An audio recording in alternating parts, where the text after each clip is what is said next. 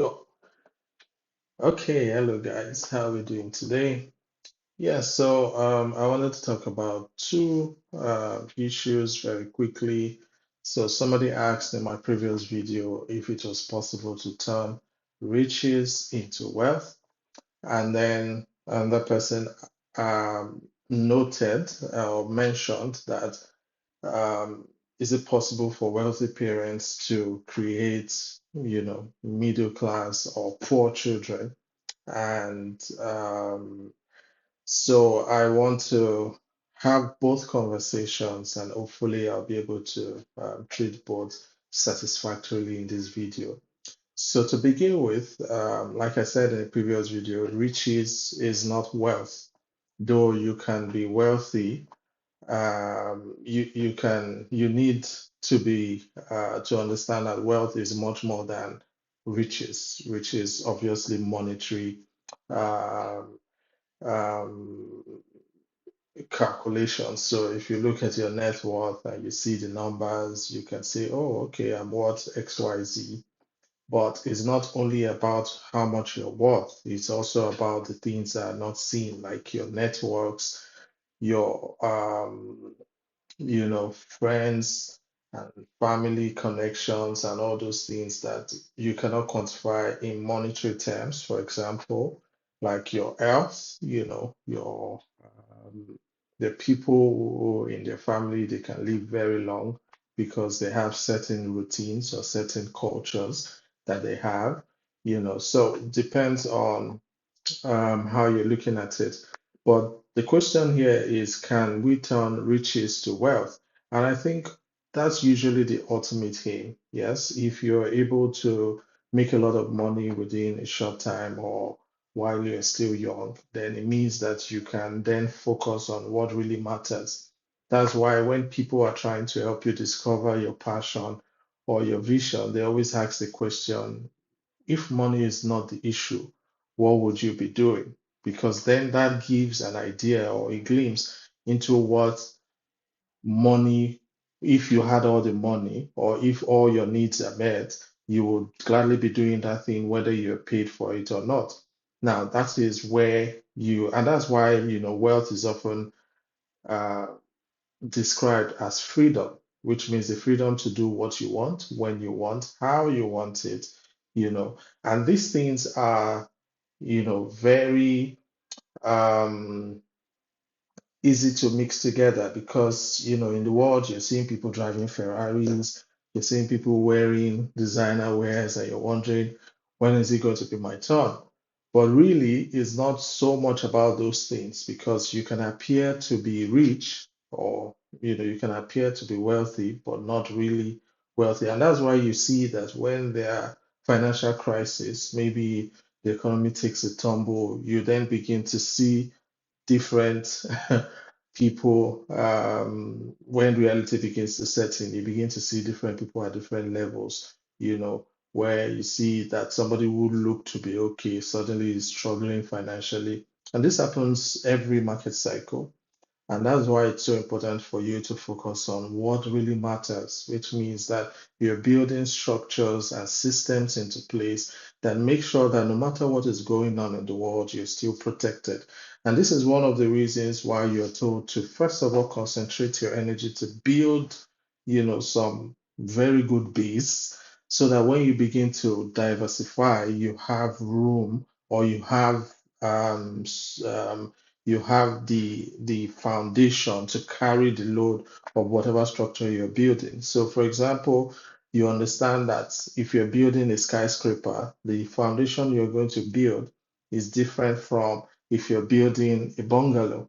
Yes. So it's not so much about whether you have riches now, it's about whether that riches can transcend you.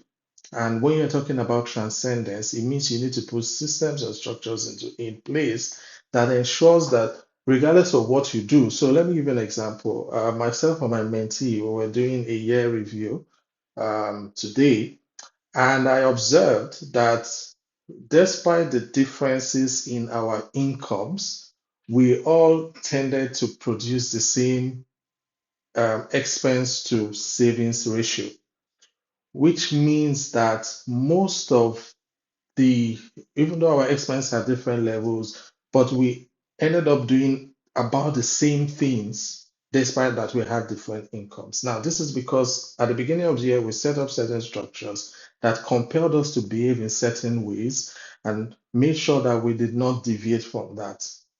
Now, this is where it gets more interesting because when you look at the data, you will realize that many of the things we are doing is also because we have been programmed from, when we were young. It's maybe by watching what our parents did or by, watching what's going on in the society and all of that. Now, if you look at particularly poor um, neighborhoods, there's this push for somebody who just stumbled into some amount of money to show that he has left the rest behind, either by buying a certain type of car or, appearing in a certain way and all of those things. Now, for if you go to the wealthy neighborhoods, there's literally no much going on. It's usually one of the boring place because nobody is trying to, show off to the other person, even though that happens at a certain level, but it is not the goal. Most of the time is about competing with maybe the quality of structures and many other things. But it's very important for you to understand that when you make riches, Bible says that money has wings, it can fly away. So it means that you need to put certain things in place that ensures that you don't um, fritter it all away. Yes. And as for wealthy parents raising um, middle class or poor kids, I think it also comes down to the fact that many a times when we are after what we are chasing, whatever it is that is, let me give you an example. In this movie, All the Money in the World, so the Getty family, now he did the work, became a billionaire, and he tried to, come back for his son, which we abandoned earlier in his growth stage. And, he tried to help the boy, give him a position in the company, give him money. And this guy, got heavy on drugs. Eventually, of course, it became a problem unto himself. Now, that is a failure of parenting because as a wealthy parent, your job is to not only teach your children, but you also model certain things to them. Now, if you, as a wealthy parent, is an asshole and your child doesn't want to have that trait, your child will hate wealth because they will associate your wealth with your behavior, right? And that's why it's so important for we as parents to be very careful how we behave, with our money and all the things that we are doing so that our children can see. So, for example, if you model to your child that the more money you have, the more good you can do in the world, then you give that child an insight into how much better they can make the world by being wealthy or by perpetuating the wealth that has been, handed down to them. And that's why it's not just about giving money to them. Somebody said that it is much more important what you leave in your children than what you leave to them. And so it's very important for us to understand that our jobs as parents is not so much to compel our children to be like us or, behave in certain ways. It's to show them by evidence what the structures and systems that we have been, building is going to do for them in the future. So, for example, there's an hotel in Japan that's been running since the 14th century.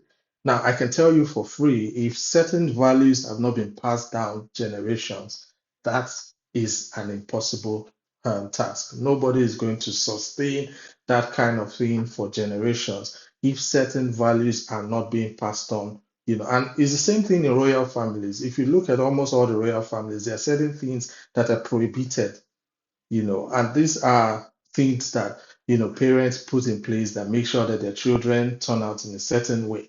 Yes, that's why the Bible says, train up a child in the way he should go, so that when he grows, he will not depart from it.